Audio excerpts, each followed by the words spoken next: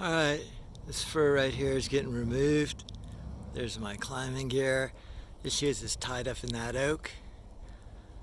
So I gotta cut that oak limb off to get it out through this way. So I can just climb up really quick with my spurs and then cut that oak limb off, leave the rope on the fur, and then just pull it over.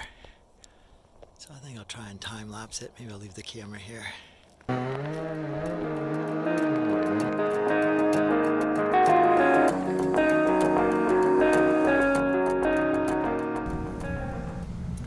So there's the fur in between the oak there, kind of tangled up. Maybe there's a better way to remove it than having to climb it. If you have any ideas, I'd love to hear them in the comments below. There I am climbing with a 200T.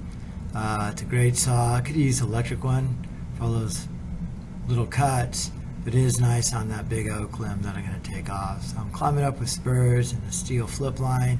I'm going to climb way past the oak limb so I could tie off. I'm just going to use a running bowline to tie off with the safety knot, and then I'm not going to use my zigzag pencil there. I'm just going to use a rope tie-in. I can lower down. I really like to be up above what I'm cutting, undercut the oak limb, cutting off a few blocks, spinning around the back, repositioning myself a little bit so I get a good reach. Had a little bit of a bad shoulder. Then here I'm coming down out of the tree, lowering off that rope that I'll also use for the pull rope as well. So I face cut it, I've come through the back, I got a couple wedges pounded in there, pull, pull. Alright, there it is, knocked down, laying out that way. There it is, out of the oak. Gonna prune that off the oak. So thanks for watching. This is Jonathan at TopSaw. If you liked the video, hit like.